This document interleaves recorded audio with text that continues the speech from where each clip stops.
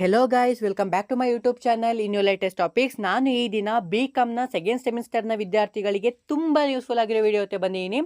So ಅದರಲ್ಲೂ especially ನೀವು corporate administration ಯಾರೆಲ್ಲ ತಗೊಂಡಿರ್ತೀರಾ ಸಬ್ಜೆಕ್ಟು, ಆ ಸಬ್ಜೆಕ್ಟ್ಗೆ ಸಂಬಂಧಪಟ್ಟಂತೆ ಆ ಸ್ಟೂಡೆಂಟ್ಗಳಿಗೆ ತುಂಬ ಯೂಸ್ಫುಲ್ ಆಗಿರುತ್ತೆ ಈ ವಿಡಿಯೋ. ನಾನು ಆಲ್ರೆಡಿ 2022 ಕ್ವಶನ್ ಪೇಪರ್ನ ಆಲ್ರೆಡಿ ಅಪ್ಲೋಡ್ ಮಾಡಿದ್ದೀನಿ. ಬೇಕಾದ್ರೆ ಅದನ್ನು ನಾನು ಗ್ರೂಪ್ಗೆ ಶೇರ್ ಮಾಡ್ತೀನಿ. ಸೊ ಬೇಕಾದರೆ ಇಲ್ಲಾಂದರೆ ಈ ವಿಡಿಯೋ ಡಿಸ್ಕ್ರಿಪ್ಷನಲ್ಲಿ ಹಾಕಿರ್ತೀನಿ ಪ್ಲೇ ಲಿಸ್ಟ್ ಲಿಂಕ್ನ, ನೀವು ಬೇಕಾದ್ರೆ ಅಲ್ಲಿ ಹೋಗಿ ನೋಡ್ಕೊಬೋದು. ಸೊ ಇದು ನಮ್ಮ ತುಮಕೂರು ಯೂನಿವರ್ಸಿಟಿಯ 2023 ಕ್ವಶನ್ ಪೇಪರ್ ಅಂತ ಹೇಳ್ಬೋದು. ಹೇಳ್ತಾ ಬನ್ನಿ ಗೈಸ್, ಈ ವಿಡಿಯೋ ಶುರು ಮಾಡೋಣ. ನೋಡಿ ಗೈಸ್, ಮೊದಲನೇದಾಗಿ ಕಾರ್ಪೊರೇಟ್ ಅಡ್ಮಿನಿಸ್ಟ್ರೇಷನ್ ಅನ್ನುವಂಥದ್ದು ಒಂದು ಥಿಯರಿ ಕಾನ್ಸೆಪ್ಟ್ ಇರುವಂಥದ್ದು. ಸೊ ಬಿಸ್ನೆಸ್ ಮ್ಯಾಥಮೆಟಿಕ್ಸು ಇದೆ, ಅದನ್ನು ಸಹ ನಿಮಗೆ ಅಪ್ಲೋಡ್ ಮಾಡುತ್ತೀನಿ. ಸೊ ಸ್ವಲ್ಪ ಟೈಮ್ ಬೇಕಾಗುತ್ತೆ ಅಂತ ಹೇಳ್ತಾ ನೋಡಿ ಗೈಸ್, ಮೊದಲನೇದಾಗಿ ಈ ವಿಡಿಯೋ ಶುರು ಮಾಡೋಣ ಬನ್ನಿ. ಇದು ಟೋಟಲಿ ಮಾಮೂಲಿ MCQ ಕ್ವಶನ್ಸು 2 ಮಾರ್ಕ್ಸು 4 ಮಾರ್ಕ್ಸು 12 ಮಾರ್ಕ್ಸಿಗೆ ಇರುವಂಥದ್ದೇ. ಆಲ್ಮೋಸ್ಟ್ ಆಲ್ ಸೇಮ್ ಇರುತ್ತೆ, ನೋಡ್ಕೊತ ಹೋಗೋಣ. ಸೊ ಇದರಲ್ಲಿ ಆಲ್ಮೋಸ್ಟ್ ಆಲ್ ಎಲ್ಲಾನು MCQನ ಅಟೆಂಡ್ ಮಾಡಬೇಕಾಗಿರುತ್ತೆ. 2 ಮಾರ್ಕ್ಸಲ್ಲಿ 3, 4 ಮಾರ್ಕ್ಸಲ್ಲಿ 3 ಮತ್ತು 12 ಮಾರ್ಕ್ಸಲ್ಲಿ 3 ಅಟೆಂಡ್ ಮಾಡಬೇಕು.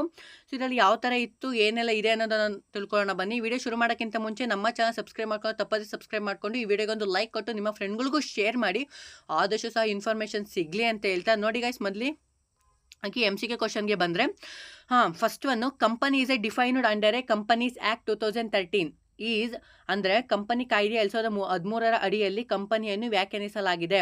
ಅಂದರೆ first option 1 section 2 subsection 20, option 2 section 2 subsection 40, next option 3 section 2 subsection 64, next option 4 section 2 subsection 34. ಇದಕ್ಕೆ ಆನ್ಸರ್ ಏನಪ್ಪ ಅಂತ ನೋಡೋದಾದರೆ, ಫಸ್ಟ್ ಆಪ್ಷನ್ ಇದೆಯಲ್ಲ ಸೆಕ್ಷನ್ 2 ಸಬ್ಸೆಕ್ಷನ್ 20, ಸೊ ಇದು ಆನ್ಸರ್ ಆಗಿರುತ್ತೆ. ಸೊ ಇನ್ನು ನೆಕ್ಸ್ಟ್ ನೋಡೋದಾದರೆ, the first auditor A company is appointed by, ಅಂದರೆ ಕಂಪನಿಯ ಮೊದಲ ಲೆಕ್ಕ ಪರಿಶೋಧಕರನ್ನು ಯಾರು ನೇಮಿಸ್ತಾರೆ ಅಂತ ನೋಡೋದಾದರೆ, first one central government, option 2 board of directors, option 3 promoters, option 4 share holders. ಇದಕ್ಕೆ ಆನ್ಸರ್ ಏನಪ್ಪ ಅಂತ ನೋಡೋದಾದರೆ, ಬೋರ್ಡ್ ಆಫ್ ಡೈರೆಕ್ಟರ್ ಆಪ್ಷನ್ 2, ಅಂದರೆ ನಿರ್ದೇಶಕರ ಮಂಡಳಿ ಏನಿದೆಯಲ್ಲ ಅವರು ಅಕೌಂಟೆಂಟ್ನ ಆಡಿಟರ್ನ ಅವರು ಅಪಾಯಿಂಟ್ಮೆಂಟ್ ಮಾಡ್ತಾರೆ. ಇನ್ನು ನೆಕ್ಸ್ಟ್ ನೋಡೋದಾದರೆ, powers, rights, remuneration, qualifications and duties of the director are mentioned in dash, ಅಂದರೆ ಅಧಿಕಾರ, ಹಕ್ಕು, ಸಂಭಾವನೆ ಆಗಿರ್ಬೋದು, ಅರ್ಹತೆ ಮತ್ತು ನಿರ್ದೇಶಕ ಕರ್ತವ್ಯವನ್ನು ಡ್ಯಾಶರಲ್ಲಿ ಉಲ್ಲೇಖಿಸಲಾಗಿದೆ ಅಂತ ನೋಡೋದಾದರೆ, ಅಂದರೆ option 1 memorandum of association, option 2 articles of association, option 3 prospectus, option 4 none. Okay, ಇದರಲ್ಲಿ ಯಾವುದೆಲ್ಲಪ್ಪ ಮೆನ್ಷನ್ ಮಾಡಿರ್ತಾರೆ ಅಂತ ನೋಡೋದಾದ್ರೆ, ಆಪ್ಷನ್ 2 ಆರ್ಟಿಕಲ್ ಆಫ್ ಅಸೋಸಿಯೇಷನ್, ಇದರಲ್ಲಿ ಅವರದ್ದು ಎಲ್ಲಾದ್ರೂ ಅಧಿಕಾರ ಆಗಿರ್ಬೋದು, ಹಕ್ಕಾಗಿರ್ಬೋದು, ಅವ್ರ ಸಂಭಾವನೆ ಆಗಿರ್ಬೋದು, ಅವರ ಕರ್ತವ್ಯ ಆಗಿರ್ಬೋದು, ಎಲ್ಲವೂ ಸಹ ಮೆನ್ಷನ್ ಮಾಡಿರ್ತಾರೆ. ಇನ್ನು next board of director R elected by, ಅಂದರೆ ಬೋರ್ಡ್ ಆಫ್ ಡೈರೆಕ್ಟರ್ನ ಯಾರನ್ನ ಎಲೆಕ್ಟ್ ಮಾಡ್ತಾರೆ ಅಂತ ನೋಡೋದಾದರೆ, ಸೊ ಫಸ್ಟ್ ಒನ್ನು ಅಂದರೆ ಮಂಡಳಿಯ ನಿರ್ದೇಶಕರನ್ನ ಆಯ್ಕೆ ಯಾರು ಮಾಡ್ತಾರೆ ಅಂತ ನೋಡೋದಾದರೆ, option 1 government, option 2 company secretary, option 3 members, option 4 promoters. ಇದಕ್ಕೇನಪ್ಪ ಆನ್ಸರ್ ಅಂತ ನೋಡೋದಾದರೆ ಮೆಂಬರ್ಸ್, ಆಪ್ಷನ್ 3 ಏನಿದೆ ಮೆಂಬರ್ಸ್, ಸದಸ್ಯರು ಬೋರ್ಡ್ ಆಫ್ ಡೈರೆಕ್ಟರ್ನ ಆಯ್ಕೆ ಮಾಡ್ತಾರೆ. ಸೊ ನೆಕ್ಸ್ಟ್ ನೋಡೋದಾದರೆ, first annual general meeting must be held within dash from the closing of the first financial year ಅಂತ ನೋಡೋದಾದರೆ, option 1 6 months, option 2 9 months, option 3 12 months, option 4 8 months. ಇದಕ್ಕೆ answer ನೋಡೋದಾದರೆ option 3 ಏನಿದೆ 12 months, 12 ತಿಂಗಳು ಒಂದ್ಸರಿ ಆನ್ಯುವಲ್ ಜನರಲ್ ಮೀಟಿಂಗು ನಡೆಯುತ್ತೆ. ಇನ್ನು next ನೋಡೋದಾದರೆ, which of the following are modes of winding up of a company, ಅಂದರೆ ಕೆಳಗಿನಗಳಲ್ಲಿ ಕಂಪನಿಯನ್ನು ಮುಕ್ತಾಯಗೊಳಿಸುವ ವಿಧಾನಗಳು ಯಾವುವು ಅಂತ ಹೇಳಿದ್ದಾರೆ. Option 1 voluntary winding up, option 2 compulsory winding up, option 3 both I and ಅಂದರೆ first and second, option 4 none. ಇದಕ್ಕೆ ಆನ್ಸರ್ ಬಂದ್ಬಿಟ್ಟು ವಾಲಂಟರಿ ವೈಂಡಿಂಗ್ ಅಪ್ಪಲ್ಲೂ ಕಂಪನಿ ವೈಂಡಿಂಗ್ ಅಪ್ ಮಾಡ್ಬೋದು, ಕಂಪಲ್ಸರಿ ವೈಂಡಿಂಗ್ ಅಪ್ಪಲ್ಲೂ ಸಹ ವೈಂಡಿಂಗ್ ಅಪ್ ಮಾಡ್ಬೋದು. ಇದಕ್ಕೆ ಆನ್ಸರ್ ಬಂದ್ಬಿಟ್ಟೆ 3 ಬೋತ್ ಫಸ್ಟ್ ಆ್ಯಂಡ್ ಸೆಕೆಂಡ್ ಇದೆಯಲ್ಲ, ಇದಕ್ಕೆ ಆನ್ಸರ್ ಆಗಿರುತ್ತೆ. ಇದು ಟೋಟಲಿ MCQ ಕ್ವಶನ್ಸ್ಗಾಯಿತು. ಅದೇ ರೀತಿ ನಾವು 2 ಮಾರ್ಕ್ಸಿಗೆ ನೋಡೋದಾದರೆ ಆರಾಮಾಗಿ ನೋಡ್ಕೊಳ್ಳಿ, 5 ಕ್ವಶನ ಕೊಟ್ಟಿರ್ತಾರೆ, 3 ಕ್ವಶನ ಅಟೆಂಡ್ ಮಾಡಬೇಕು. ಅದರಲ್ಲಿ ಫಸ್ಟ್ನೇ question, define the term joint stock company, ಅಂದರೆ ಕೂಡು ಬಂಡವಾಳ ಸಂಸ್ಥೆಯನ್ನು ವ್ಯಾಖ್ಯಾನಿಸಿ ಅಂತ ಇದೆ. ಇದಕ್ಕೆ ಜಾಯಿಂಟ್ ಸ್ಟಾಕ್ ಕಂಪನಿ ಅಂದ್ರೆ ಒಂದೇ, ಸ್ಟಾಕ್ ಕಂಪನಿ ಅಂದರೂ ಒಂದೇ. ಸೊ ಜಾಯಿಂಟ್ ಸ್ಟಾಕ್ ಕಂಪನಿ ಬಗ್ಗೆ ಡೆಫಿನೇಷನ್ ನಾವು ನೀಟಾಗಿ ಕೊಡಬೇಕಾಗುತ್ತೆ. ಅಲ್ಲಿ ಹೆಂಗೆ ಮಾಡ್ತಾರೆ, ಡೆಫಿನೇಷನ್ ಆ ಥರಿಗೆ ಒಂದು ನೇಮು, ಮೀನಿಂಗ್ ಒಂದು ನೇಮು, ಆ ಥರ ಮಾಡ್ತಾರೆ, ನಿಮಗೆ ಗೊತ್ತಿರಬೇಕಾಗುತ್ತೆ. ಇನ್ನು ನೆಕ್ಸ್ಟು ಸೆಕೆಂಡ್ ಕ್ವಶನ್ ಬಂದ್ಬಿಟ್ಟು, ಹೂ ಈಸ್ ಎ ಪ್ರಮೋಟರ್, ಅಂದರೆ ವರ್ತಕರು ಎಂದರೆ ಯಾರು? ಸೊ ಇದು ಬಗ್ಗೆನೂ ಸಹ ನೀವು ಮೀನಿಂಗ್ನ ಕೊಡಬೇಕಾಗುತ್ತೆ. Next state any 2 duties of secretary, ಅಂದರೆ ಸೆಕ್ರೆಟರಿಗೆ ಸಂಬಂಧಪಟ್ಟಂತೆ 2 ಡ್ಯೂಟೀಸ್ನ ಮೆನ್ಷನ್ ಮಾಡಿ ಅಂತ ಹೇಳಿದ್ದಾರೆ. ಅವರ ಡ್ಯೂಟೀಸ್ ಏನೇನು ಅನ್ನೋದನ್ನು ನೀವು ಇಲ್ಲಿ ತಿಳಿಸ್ಬೇಕಾಗುತ್ತೆ. ನೆಕ್ಸ್ಟ್ ವಾಟ್ ಈಸ್ ಕ್ವಾರಮ್, ಅಂದರೆ ಕೋರಮ್ ಅಂದರೆ ಏನು? ಸೊ ಇದನ್ನು ಮೀನಿಂಗ್ನ ಸಹ ಬರೀಬೇಕಾಗುತ್ತೆ. ಅಂದರೆ ಅಲ್ಲಿ ಮೀಟಿಂಗ್ನ ಮಾಡಬೇಕಾದ್ರೆ ಕೋರಮ್ ಇಷ್ಟು ಜನ ಇರಬೇಕು ಅಂತ ಬರಿತೀವಲ್ವಾ, ಮಿನಿಮಮ್ ಅಟೆಂಡೆನ್ಸ್ ಅಂತ ಬರಿತೀವಲ್ಲ, ಅದು ಕೋರಮ್ ಅಂತ ಹೇಳ್ತೀವಿ. Next mention for classification of meeting of share holders, ಅಂದರೆ ಶೇರ್ ಹೋಲ್ಡರ್ಸ್ ಮಾಡುವಂತಹ ಮೀಟಿಂಗಲ್ಲಿ ಯಾವ ಕ್ಲಾಸಿಫಿಕೇಶನ್ಸ್ ಇದ್ದಾವೆ ಅದು 4 ಕ್ಲಾಸಿಫಿಕೇಶನ್ನ ಮೆನ್ಷನ್ ಮಾಡಿ ಅಂತ ಹೇಳಿದ್ದಾರೆ. ಸೊ ಅದನ್ನ ನೀವು ಇಲ್ಲಿ ಕೊಡಬೇಕಾಗುತ್ತೆ. ಇನ್ನು ನೆಕ್ಸ್ಟ್ ನೋಡೋದಾದರೆ ಸೆಕ್ಷನ್ ಬಿ ನಲ್ಲಿ 4 ಮಾರ್ಕ್ಸಿಗೆ ಯಾವೆಲ್ಲ, ಇದರಲ್ಲೂ 5 ಕ್ವಶನ್ಸ್ ಇರುವಂಥದ್ದು. ಅದರಲ್ಲಿ ನಾವು 3 ಕ್ವಶನ್ ಅಟೆಂಡ್ ಮಾಡಬೇಕು. ಅದರಲ್ಲಿ ಫಸ್ಟೇ ಕ್ವಶನ್ನು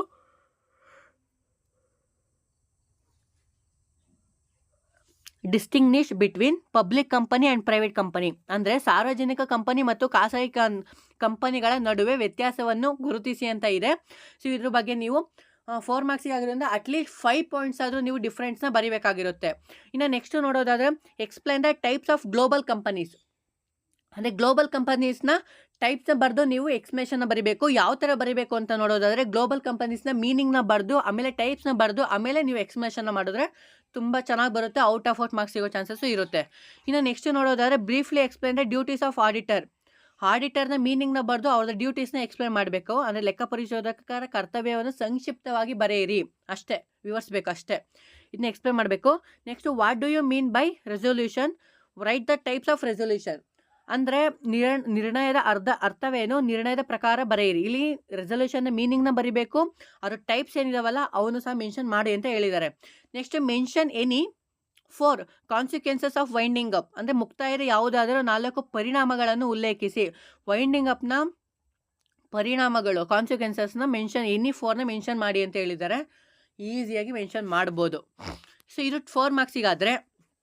ಇನ್ನು 12 ಮಾರ್ಕ್ಸಿಗೆ ಬರೋದಾದರೆ ಏನೆಲ್ಲ ಕ್ವಶನ್ಸ್ನ ಕೇಳಿದ್ದಾರೆ ಅಂತ ನೋಡೋದಾದರೆ ಇವು ಇಂಪಾರ್ಟೆಂಟು, ಇವೇ 4 ಮಾರ್ಕ್ಸು 12 ಮಾರ್ಕ್ಸ್ ಇವೇ ಇಂಪಾರ್ಟೆಂಟು ಗೈಸ್, ತುಂಬ ಚೆನ್ನಾಗಿ ಓದ್ಕೊಬೋದು ನೋಡಿ. ಮೊದಲನೇದಾಗಿ ಫಸ್ಟ್ನೇ ಕ್ವಶನು 12 ಮಾರ್ಕ್ಸಿಗೆ explain the different types of companies, ಅಂದರೆ ವಿವಿಧ ರೀತಿಯ ಕಂಪನಿಗಳನ್ನು ವಿವರಿಸಿ. ಓಕೆನಾ, ಟೈಪ್ಸ್ ಆಫ್ ಕಂಪನೀಸ್ನ ಡಿಫ್ರೆಂಟ್ ಟೈಪ್ಸ್ನ ಬರೆದು ಮೊದಲು ಕಂಪನೀಸ್ ಮೀನಿಂಗ್ನ ಬರೆದು ಟೈಪ್ಸ್ನ ಮೆನ್ಷನ್ ಮಾಡಿ ಆಮೇಲೆ ನೀವು ಪಾಯಿಂಟ್ನ ಎಕ್ಸ್ಪ್ಲೈನ್ ಮಾಡ್ಕೊತ ಹೋಗಿ. So next define prospects, explain the content of prospects, ಅಂದರೆ ವಿವರಣಾ ಪತ್ರ ಎಂದ ವ್ಯಾಖ್ಯಾನಿಸಿ ವಿವರಣದ ಪತ್ರದ ವಿಷಯಗಳನ್ನು ವಿವರಿಸಿ. ಪ್ರಾಸ್ಪೆಕ್ಟ್ನ ಡೆಫಿನೇಷನ್ನ ಬರೀರಿ, ಆಮೇಲೆ ಅದಕ್ಕೆ ಸಂಬಂಧಪಟ್ಟಂತೆ ಕಂಟೆಂಟ್ನ ಪ್ರಾಸ್ಪೆಕ್ಟ್ನ ಮಾಡಿ ಆಮೇಲೆ ಕಂಟೆಂಟ್ನ ಬರೆದು ಆಮೇಲೆ ನೀವು ಪಾಯಿಂಟ್ನ ಎಕ್ಸ್ಪ್ಲೈನ್ ಮಾಡ್ಕೊತ ಹೋಗಿ. Next state the appointment qualification and removal of the company secretary, ಅಂದರೆ ಕಂಪನಿಯ ಕಾರ್ಯದರ್ಶಿ ನೇಮಕಾತಿ ಯಾವ ಥರ ಮಾಡ್ತಾರೆ, ಆದ ಅರ್ಹತೆ ಯಾವ ಥರ ಮಾಡ್ತಾರೆ, ಅವನ್ನ ತೆಗೆಯೋದಕ್ಕೆ ಹೆಂಗೆ ಮಾಡ್ಬೋದು, ಅವ್ನು ತೆಗೆಯೋದ್ರಲ್ಲಿ ಯಾವ ಥರ ತೆಗಿಬೋದು ಅನ್ನೋದನ್ನು ಸಹ ಇದೆ. ಓಕೆ, ಇದನ್ನು ನೀವು ಇಲ್ಲಿ ನೀಟಾಗಿ ಕಂಪ್ನಿ ಸೆಕ್ರೆಟರಿ ಬಗ್ಗೆ ಓದ್ಕೊಳ್ಳಿ. ಇನ್ನು explain the essentials valid meeting, ಅಂದರೆ ವ್ಯಾಲಿಡ್ ಮೀಟಿಂಗಲ್ಲಿ ಏನೆಲ್ಲ ಎಸೆನ್ಷಿಯಲ್ಸ್ ಅಂತ ಹೇಳಿದ್ರೆ ನೇಚರ್ಸ್ ಅಂತ ಏನು ಕ್ಯಾರೆಕ್ಟರಿಸ್ಟಿಕ್ಸ್ ಬರ್ತಾವಲ್ಲ ಅದನ್ನು ನೀವು ನೀಟಾಗಿ ಓದ್ಕೊಳ್ಳೇಬೇಕು. 12ಕ್ಕೆ 12 ಪಾಯಿಂಟು ಬರೆದು ಮೀನಿಂಗ್ನ ಬರೆದು ಆಮೇಲೆ ನೀವು ಎಕ್ಸ್ಪ್ಲೇನ್ ಮಾಡ್ಕೊತ ಹೋಗಿ ಫುಲ್ ಮಾರ್ಕ್ಸ್ ಸಿಗುತ್ತೆ. Next explain the role and responsibility of liquidator. So ಲಿಕ್ವಿಡೇಟರ್ನ ಬಗ್ಗೆ ಮೀನಿಂಗು, ಅವನ ರೋಲು, ರೆಸ್ಪಾನ್ಸಿಬಿಲಿಟಿ ಇಷ್ಟನ್ನ ನೋಡ್ಕೊಳ್ಳಿ. ಇದಕ್ಕೆ ಸಂಬಂಧಪಟ್ಟಂತೆ ಇರುವಂಥದ್ದು ಕಾರ್ಪೊರೇಟ್ ಅಡ್ಮಿನಿಸ್ಟ್ರೇಷನ್ಗೆ ಇಷ್ಟು ಸಂಬಂಧಪಟ್ಟಂತೆ. So finally 4 marks 12 marks 2 marks MCQ ಎಲ್ಲನೂ ಇಲ್ಲಿ ಕವರ್ ಆಯಿತು. ಇಷ್ಟೇ ಗೈಸ್, ಈ ಫಸ್ಟು 2022 ಕ್ವಶನ್ ಪೇಪರು 2023 ಕ್ವಶನ್ ಪೇಪರನ್ನು ನೀವು ನೋಡಿಕೊಂಡ್ರೆ ಆಲ್ಮೋಸ್ಟ್ ಆಲ್ ಎಲ್ಲ ಪೇಪರು ಇದೇ ಥರ ಈಸಿಯಾಗಿರುತ್ತೆ ಅಂತ ಹೇಳ್ತಾ thank you guys. See you ಮತ್ತೊಂದು ವಿಡಿಯೋ ಸಿಗುವ.